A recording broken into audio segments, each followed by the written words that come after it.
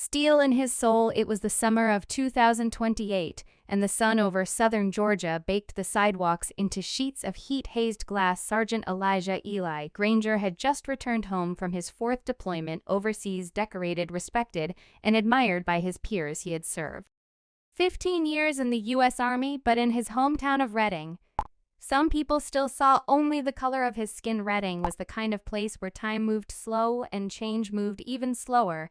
Eli had grown up there, raised by his grandfather, a Vietnam vet who had taught him how to shoot, how to pray, and how to carry himself with quiet pride in the face of ignorance. Eli wore his fatigue pants and a plain black t-shirt as he walked through downtown to visit his grandfather's grave.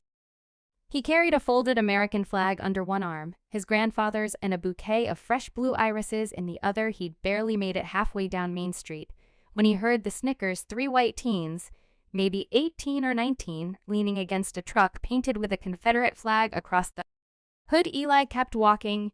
He had bigger things to think about than kids playing hate like it was a game. "Hey, soldier boy," one of them said loud enough for him to hear. "Lose your unit or just lost your way back to the ghetto?" He stopped. Not for them, but for himself. He had a rule: don't ever let a boy make you forget you're a man. Eli turned slowly. "What did you say?" The biggest of them stepped forward, confidence inflated by the others' laughter.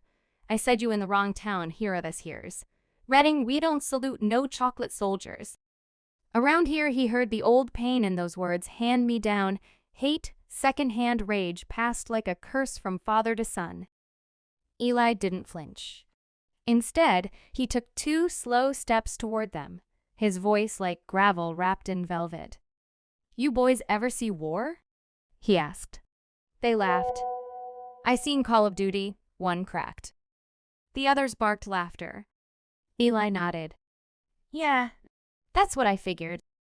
He set the flowers and flag down gently on the curb and reached back into his duffel bag. They tensed. From it, he pulled out his M1 Garand rifle.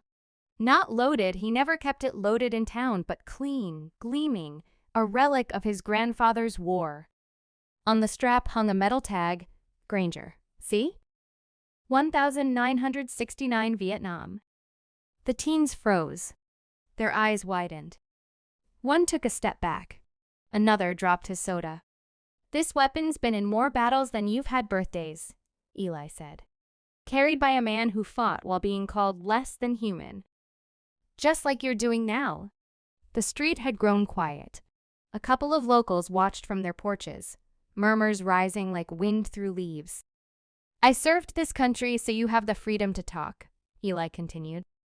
"But don't confuse freedom with consequence. You talk like men, then act like men." The boys said nothing. Then, one by one, they backed off, turning like leaves in the wind. The big one muttered something under his breath, but Eli didn't respond.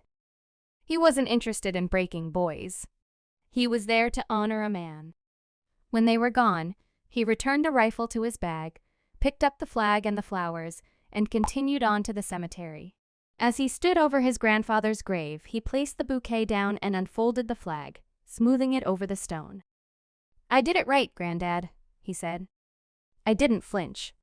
That night, someone spray-painted over the Confederate flag on the teen's truck. No one ever confessed. The flag was replaced with an American one a week later.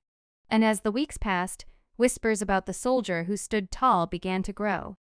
Even in Reading, the story spread like smoke, not of fear, but of respect. Because in that moment, when hate stood grinning and expected submission, Eli showed them what a real soldier looked like: steel in his soul, and dignity that no one could take away.